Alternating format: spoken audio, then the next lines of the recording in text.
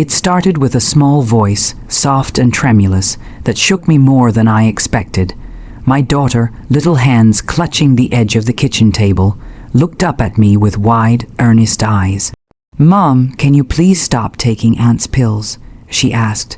Her words were almost a whisper, but the weight behind them pressed into my chest like a stone. I froze, unsure whether to laugh it off as one of her curious questions or to probe further. "I'm not taking Aunt's pills, sweetheart," I said gently, kneeling to her level. "Why would you say that?" She hesitated, biting her lip, the way she always did when she was nervous. I just think she looks sick after them, and she gets mean sometimes. I don't like it." I brushed it off, patting her hair with a forced smile. "It's okay, honey. Adults take medicine sometimes, and it makes them feel better, not worse. You don't need to worry about it." But that night, as I lay in bed listening to the quiet rhythm of the house, my daughter's words clung to my mind, refusing to let go.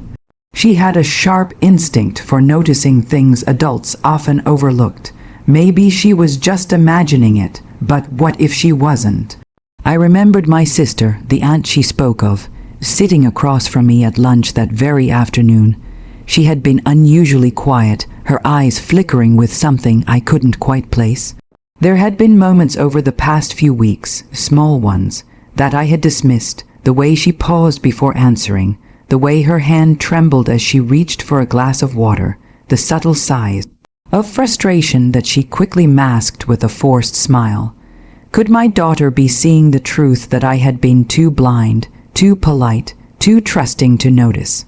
The next morning, I watched her from across the living room as she played quietly with her dolls.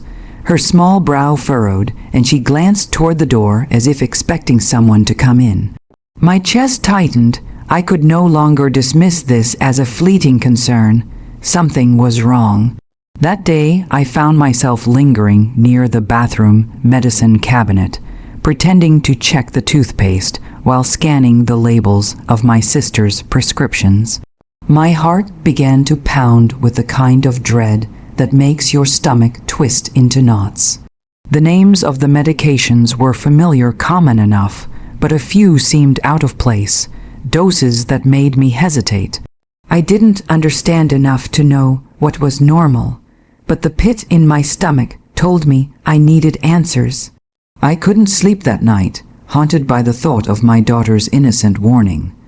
The way she had looked at me, eyes wide with trust and fear intertwined, became a silent echo in my mind. How could a child see what I had missed? Was it possible that my sister, whom I had loved and trusted blindly for decades, could be hiding something so sinister that only the sharp instincts of a 6-year-old could detect it? As I stared at the ceiling, I made a quiet promise to myself. I would find out the truth, no matter what it cost. My daughter's small voice had awakened something in me, a mother's fierce, relentless instinct, and I was determined not to ignore it. The next morning, I forced myself to stay calm, to act as if nothing was wrong. But every step I took toward my sister's medications, every glance at the bottles on the counter, made my hands tremble. I needed someone who could explain this, someone with authority.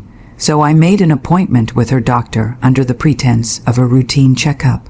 My heart pounded with both fear and anticipation as I drove, my daughter sitting quietly in the backseat, clutching her favorite stuffed bear. I didn't tell her where we were going. She didn't need to worry. But even from the rearview mirror, I could see her eyes flicker with the same concern she had shown the day before.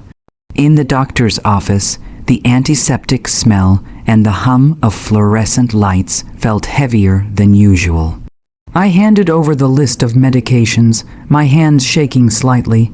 I want to make sure these are safe," I said, trying to keep my voice steady.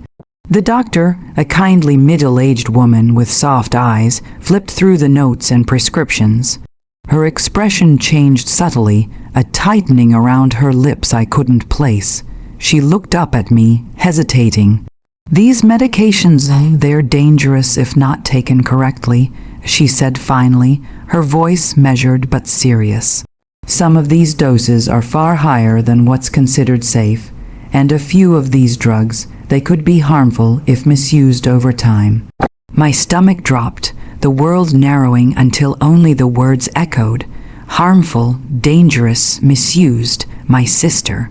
My mind spun, trying to reconcile the loving, gentle woman I had known with the possibility of deliberate harm. "She's been taking these as prescribed?" I asked, my voice barely above a whisper. "I can't be certain," the doctor admitted, her eyes flicking toward me with concern. "But looking at these prescriptions and the way the doses have changed over the past months, it's highly irregular. Someone may have tampered with them.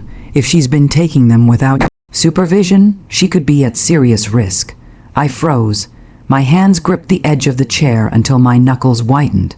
Tampered? Someone deliberately altering the medications? Could it really be her? My mind raced, remembering the subtle changes I had dismissed. The tremors, the fatigue, the sudden irritability.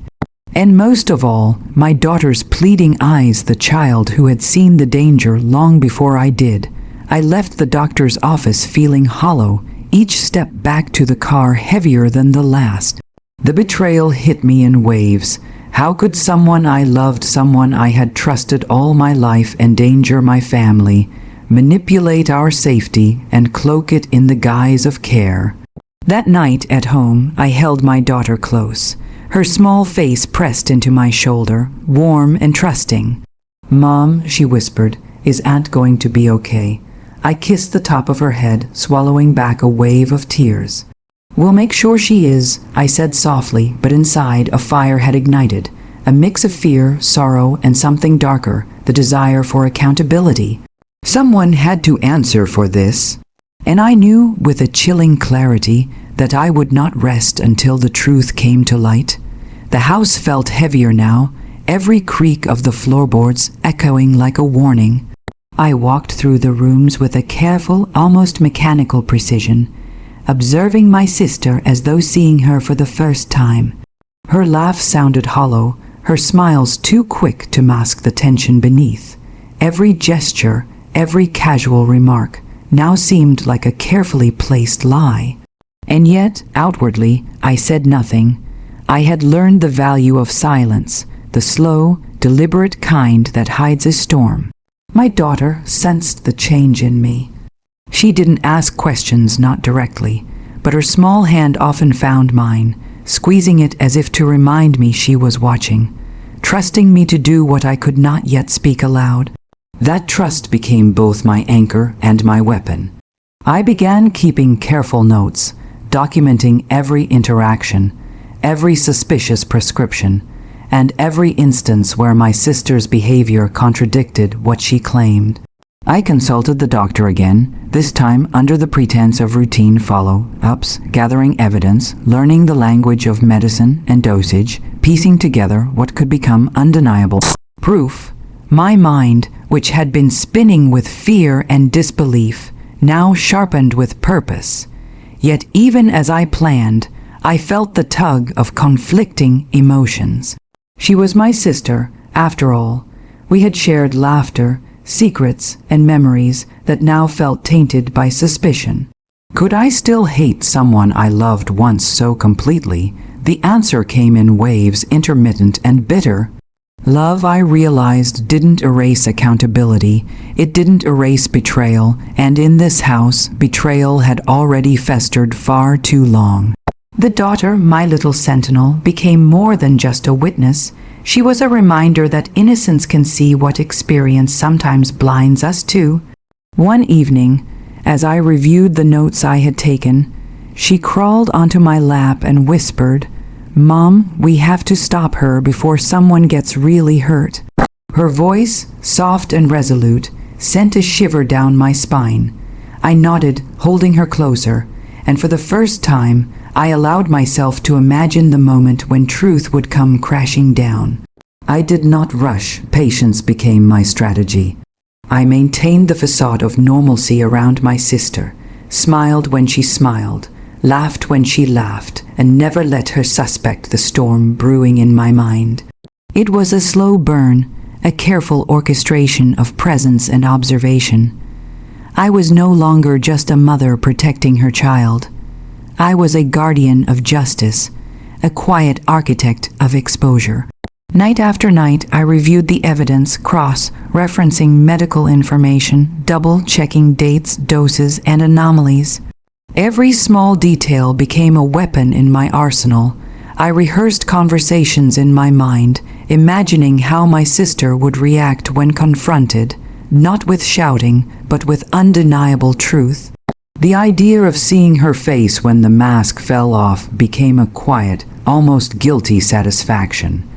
By the end of the week, I felt a shift inside me.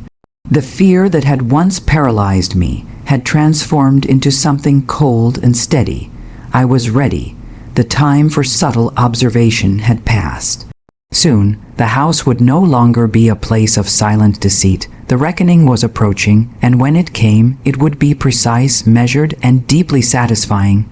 And through it all, my daughter slept peacefully each night, unaware of the storm her small voice had set in motion, but a storm that was now ours to control. The day arrived quietly, unremarkable to anyone else, but for me it carried the weight of months of silent preparation. My sister had no idea that the careful observation, the notes, the cross-referenced prescriptions, all of it, had been building toward this moment.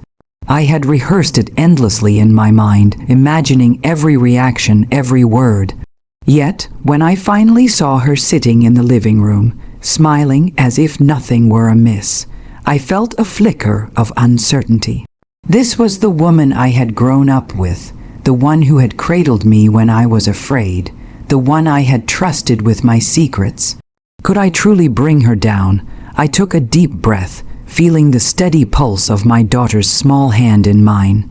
She sat silently nearby, her wide eyes mirroring the resolve she had shown months before. I knew that this was not just my confrontation, it was ours. "Can we talk?" I asked, my voice calm, steady, betraying nothing of the storm beneath.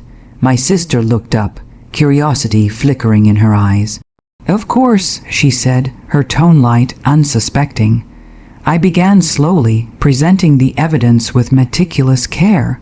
Prescription bottles, dosage charts, notes from the doctor, discrepancies in her medical history. I laid everything out, letting the truth speak for itself. My sister's smile faltered, then vanished entirely, replaced by a flash of something raw and unguarded. Fear, confusion, and finally, the first inkling of guilt. I don't know what you mean," she stammered, voice trembling. But I continued, my calm demeanor a stark contrast to the chaos of emotions roiling inside me.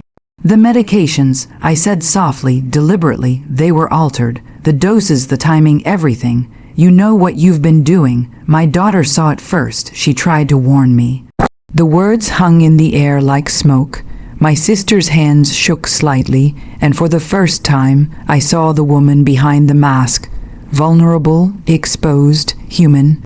The betrayal was undeniable, and the room felt smaller, the walls closer, as the weight of months of secrecy pressed down on us all.